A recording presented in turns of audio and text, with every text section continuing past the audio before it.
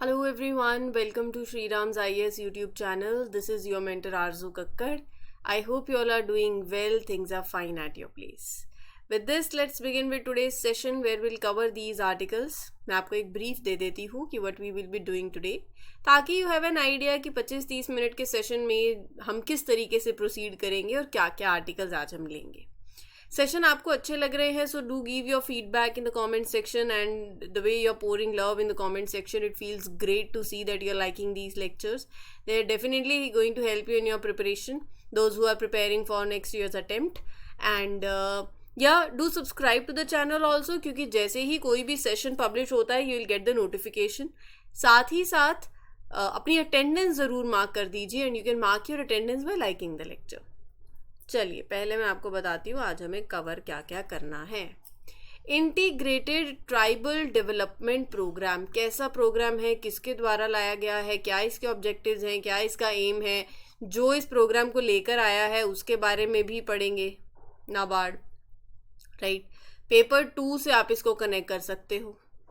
Then will talk about biodiversity beyond national jurisdiction agreement. High seas treaty के बारे में पढ़ा है. सॉरी फॉर दिस राइटिंग, चलो अच्छे से लिख देते हैं. हाई सीज ट्रीटी, बस ये वही एग्रीमेंट है. न्यूज़ में आ गया है, वापस से देखेंगे और बहुत ही इंपॉर्टेंट है. जितनी बार भी आया है 2023 से इट इज़ इन न्यूज़, तो साल भर हो गया है इसको. इस पे जब भी आया था तो बहुत एडिटोरियल्स भी आए थे पिछले साल, हमने सारे कवर किए थे. सो वापस से आज इसको देखेंगे. प्रीलिम्स के लिए भी इंपॉर्टेंट है, मेंस के लिए इक्वली रेलिवेंट. GS paper 3.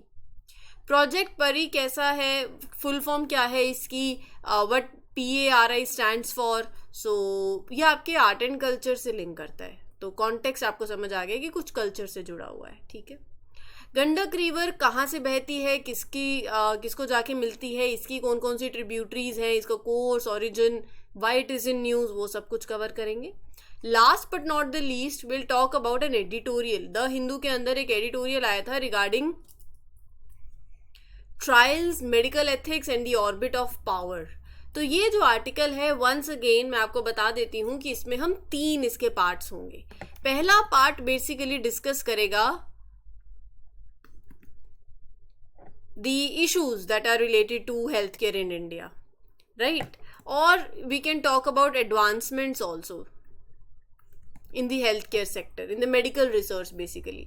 सो पहले तो हम बात करेंगे कि मेडिकल रिसर्च में क्या क्या रिसेंट एडवांसमेंट्स हुई हैं इंडिया के अंदर. फर्स्ट पार्ट होगा इस टॉपिक का. Then will talk about issues और you can say challenges. What are the challenges that are related to medical research in India. And third will talk about the way forward. ठीक है. Have pen and paper along with you so that you can write down the points. मैं हमेशा यही बोलती हूँ, जैसे ही session शुरू हो, जब भी सेशन देखना शुरू करो, अपना नोट पैड अपने पास रखें. तो ये आपके जीएस पेपर 2 से आर्टिकल लिंक करता है. आप इसको हेल्थ सेक्शन में डाल सकते हो, गवर्नमेंट पॉलिसीज एंड इंटरवेंशन से भी लिंक कर सकते हो, एजुकेशन सेक्टर से लिंक कर सकते हो. ये एडिटोरियल भी क्यों न्यूज़ में आया, that I will also bring into picture for you, right. Covaxin से जुड़ी हुई कुछ एलिगेशंस लगी हैं ऑफ एथिकल वायलेशंस, तो इन दोज क्लिनिकल ट्रायल्स. तो वो बिगर पिक्चर भी हम देखेंगे, बट ये आज का पूरा सेशन रहने वाला है. ठीक है. चलिए let's begin with the first article. हाल ही NABARD launched integrated tribal development program. कहाँ पर? इन कुल्थुपुजा ग्राम पंचायत केरला के अंदर. तो नाबार्ड ने एक integrated tribal development program launch किया है केरला में. तो हम बात करते हैं पहले इस प्रोग्राम के बारे में. क्या कहता है ये प्रोग्राम? नाम से ही पता चल रहा है, इंटीग्रेटेड ट्राइबल डेवलपमेंट प्रोग्राम. सो ये जो प्लान है, इसका मकसद है improving various aspects of life in the tribal community that are living there. Like it includes initiatives to enhance the agriculture practices, rural infrastructure वहाँ का, लाइवलीहुड अपॉर्चुनिटीज़ वहाँ की. तो ओवरऑल सोशल डेवलपमेंट कैसे एनहांस कर सकते हैं, socio economic development among the tribal population in that area. So this program is a major initiative by NABARD, जिसका मकसद क्या है? टू इंश्योर एक sustainable livelihood for tribal communities. एक flagship program of NABARD for sustainable tribal livelihoods for tribal communities. So it follows a model that is called WADI model. आप इसको जैसे भी pronounce करें. It has been developed with the help of international and national development agencies. Now basically projects under this program are funded through Tribal Development Fund. ये पूरा जो model है ना, ये फोकस करता है on holistic development. Holistic development का मतलब complete, where you are integrating various aspects like agriculture, like rural infrastructure, like livelihood opportunities. और जो फंडिंग है for the projects under this program, they are coming from this tribal development fund. ठीक है. Now the objective of the fund is, what is the objective of this fund? Create replicable models of integrated development of tribal families on participatory basis. Basically, you're developing examples that can be easily copied or that can be repeated, where tribal families work together to improve their lives. Right? They focus on sustainable ways to earn money that fit in that area, what the tribes need. Ye sab kuch. So you're creating replicable models. Second is building and strengthening the tribal institutions to make sure that tribal communities have strong groups and organizations that help them to make decisions about the policies, about the programs that affect them also, how you can improve your socio-economic status, wo sab kuch. And the third one is building and strengthening producer organizations, supporting the groups that bring together tribal producers, farmers, craftsmen, मतलब ऐसे group that helps tribe work together to improve their product, share करो अपने ideas, get better practices, these producer organizations. ठीक है. Now let's talk about NABARD also. National bank for agricultural and rural development एक financial institution है that was set up by the Indian government. किस लिए? To promote sustainable agriculture and rural development in the country. ठीक है. तो एक main regulatory body है इन the countries rural banking system. 1982 के अंदर it was established as a central regulating body. Its main job is to support sustainable development in agriculture and rural areas across India. So the government of India established NABARD under national bank for agriculture and rural development act 1981. इसके objective क्या है? To help agriculture and rural development by getting everyone involved. Right? So here they're promoting agriculture and rural development through participative financial and non-financial interventions.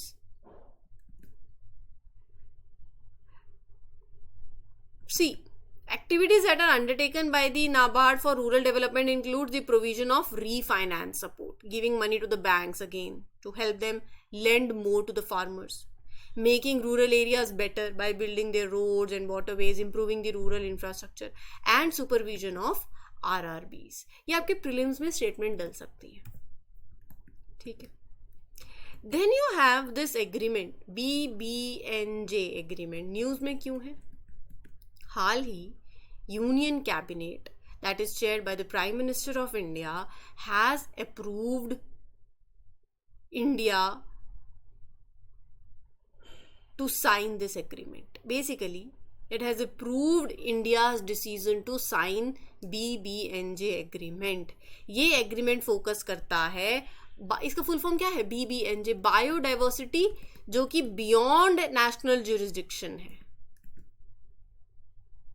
beyond the jurisdiction of any one country, specifically in the, जब हम बात कर रहे हैं, that is high seas. So इस agreement को sign करने से India commits to international cooperation and regulations that are aimed at conserving the marine biodiversity. So इस एग्रीमेंट के बारे में बात करते हैं specifically. either you say it as BBNJ agreement or High Seas Treaty. वही मैंने आपको बोला, it is also known as High Seas Treaty, जिसके बारे में आप पढ़ चुके हो. एक इंटरनेशनल एग्रीमेंट है that is linked to, it is under United Nations Convention on the Law of Sea, UN clause. Marine life को प्रोटेक्ट करना इसका मकसद है. वो एरिया ऑफ द ओशन जो कि कंट्रोल्ड नहीं है बाय एनी कंट्री. तो इसका मकसद क्या है? It is concerned with making sure कि plants and animals in the high seas they are safe. Long term protection of marine diversity in the high seas. Sustainable use of resources. You create rules for using ocean resources in a way that keeps them healthy, working together internationally to manage these areas, to protect these areas. ये कहता है कि कोई भी country ownership claim नहीं कर सकती over the resources in the high sea. It's about sharing the benefits fairly among all the countries. Ensure fair and equitable sharing of the benefits also. What else? Inclusive, integrated ecosystem-centric approach. It includes everyone, right? Precautionary principle, based on precautionary principle, making decisions that prevent harm to the ocean environment before it happens. अब होने के बाद रोने से अच्छा है कि पहले ही बचा लो. And promote using traditional knowledge and the best available scientific knowledge.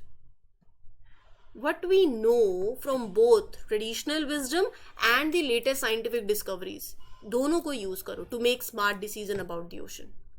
तो human activities का impact कम हो, ocean को नुकसान कम हो, and it helps you to reach your goals also that are set by the countries worldwide. आपका अगर SDGs अच्छे से पढ़े तो SDG 14 which focuses on protecting life underwater, using oceans sustainably. ये जो एग्रीमेंट है, it will be the third implementation agreement under the UN clause if it enters, when it enters into force. तो ये third है तो दो भी होंगे. यस, 1994 पार्ट 11 इम्प्लीमेंटेशन एग्रीमेंट जो कि डील करता है कि कैसे countries can explore the minerals, they can extract the minerals from the ocean floor beyond national borders. और एक है 1995 यूएन फिश स्टॉक्स एग्रीमेंट जो फोकस करता है on how to protect the fish stocks, manage them, right. Now ये जो agreement है, it was agreed upon in March 2023 और ये signature, it is open for signature, मतलब countries can sign it for 2 years. मतलब 2023 से शुरू हुआ, सितंबर 2023 से लेके 2 साल तक, if any country wants to sign. एक बार मतलब enough of the country, enough as in at least 60 countries need to formally approve it. एक इंटरनेशनल लीगल बाइंडिंग ट्रीटी बन जाएगी ये after it enters force 120 days after the 60th ratification, acceptance, approval और accession. इसका मतलब वो ये कह रहे हैं कि जब एटलीस्ट 60 कंट्रीज फॉर्मली इसको अप्रूव कर देती हैं, it will become this legally binding agreement, एक ट्रीटी बन जाएगी. एंड फिर उसके बाद it will come into force, मतलब it will after 120 days after the 60th country agrees to it. उसके 120 दिन बाद, about 120 days after that 60th country agrees. ठीक है. Next article of today's session deals with your Public Art of India project.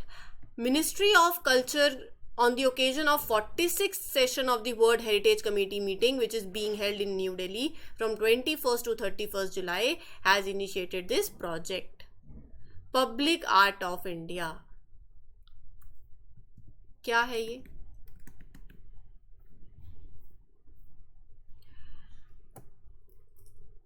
इसका मकसद है to promote and showcase public art across India, supporting artwork in the public space that celebrates India's cultural heritage, diversity, artistic expressions. तो यहाँ पर it involves basically a platform where you can say that helps you to represent your art, to stimulate dialogue, reflection and inspiration, contributing to the dynamic cultural fabric of the nation. एक ऐसा platform है that to uplift the aesthetic and cultural outlook of Delhi. Right? The representation of art in public spaces is particularly significant. क्यों? It showcases the nation's rich and diverse cultural heritage. ठीक है? So this project aims to start conversations, make people think deeply about art and culture. You're showcasing art in the public places. I do remember कि ऐसे ही project में last year, maybe, I exactly don't remember, one of my sister, closed one, तो family relative, उन्होंने मतलब बहुत सुंदर वो art करती हैं. मैं बता नहीं सकती, इतना अच्छा लगता है. And she does that art.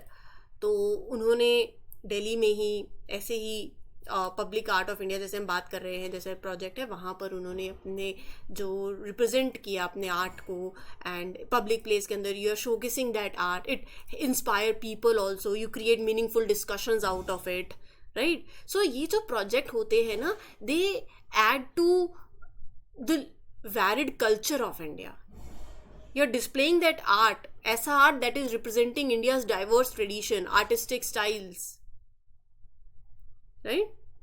So by displaying art in the public space project, this particular projects, they highlight India's cultural heritage. It allows people to see, to appreciate different aspects of art and culture in everyday life. So project PARI जिसकी हम बात कर रहे हैं, it is creating sculptures that honour a wide range of ideas, like paying tributes to nature, ideas inspired by Natya Shastra, Gandhi ji, toys of India, hospitality, harmony of life. And ये initiative is being executed by Lalit Kala Akademi, जो कि एक autonomous institution है under the ministry of culture. Women artist एक integral part है इस project के, जो भारत नारी शक्ति को रिप्रेजेंट करते हैं. भारत नारी शक्ति, they showing that strength and that talent of Indian women. ठीक है जी, चलिए आगे बढ़ते हैं विद द नेक्स्ट आर्टिकल. बात करते हैं इस नदी के बारे में. 15 साल पुराना bridge over this river, Gandak river, collapse हो गया बिहार के सारण डिस्ट्रिक्ट के अंदर. It is marking the third bridge collapse incident in the district with in 24 hours. तो ये कोई पहला इंसिडेंट नहीं हुआ, तीसरा हो गया है.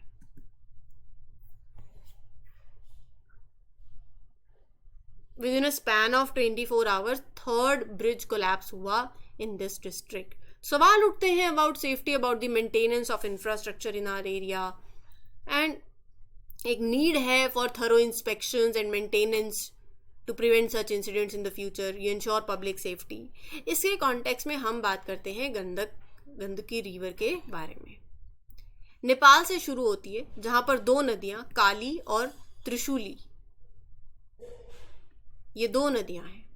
दे join together in the great Himalayan range. So it is form by the union of these two rivers. From this junction to the Indian border, इस रिवर को नारायणी बोला जाता है. तो also known as Narayani and Gandak, one of the major rivers in Nepal, और गंगा की left bank tributary है. India में फ्लो करती है south west, UP Bihar state border से जाती है. गंगा को it enters near Patna, Nepal से आती है, और फिर उसके बाद इट ट्रेवल्स अबाउट 475 किलोमीटर्स. सो एक क्रूशियल रोल प्ले करती है दोनों कंट्रीज के लिए, for irrigation, for transportation, and a source of water also for communities along its banks. इसका कैचमेंट एरिया है 46,300 स्क्वायर किलोमीटर का. So it is bounded on the north by the Himalayas, south by the river Ganga, east by Burhi Gandak basin, and on the west by Ghaghar basin. इसकी कुछ tributaries भी हैं, दराउदी, सेती, मादी, मरियासंडी, बुद्धि गंडकी. तो ये उसकी मेजर ट्रिब्यूटरीज हैं. ये रिवर डीप जॉर्ज बनाती है जहाँ से पास करती है ये, and this makes it one of the deepest river George's in the world.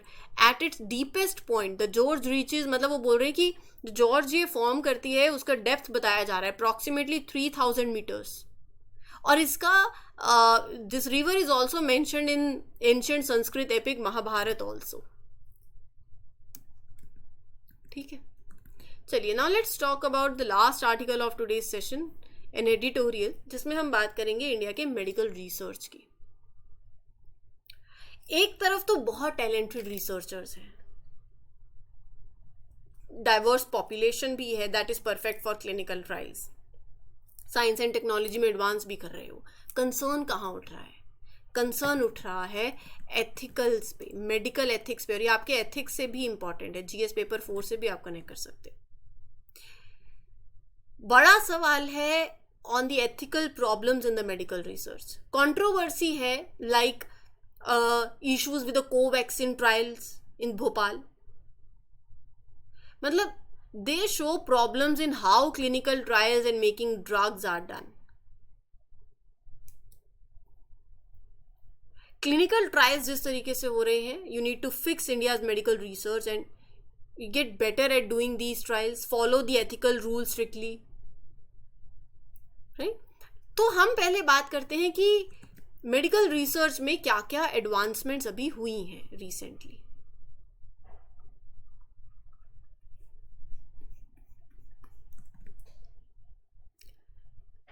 India establish कर रहा है dedicated institutes that are focused on specific areas of medical science. You are driving innovation in it, cutting edge technologies. तो specialised research institutes हैं. You are focusing on indigenous health challenges. Researchers are addressing the health issues unique to India, right? Rotavirus vaccine एक इसका example है, उसकी development. India की capability है to solve these local health problems effectively.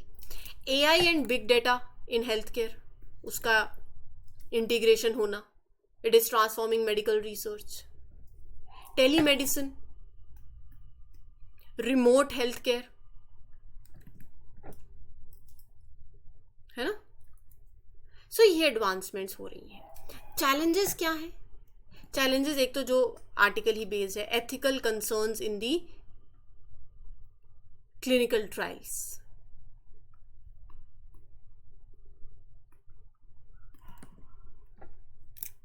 Right. Infrastructure inadequate है, outdated है,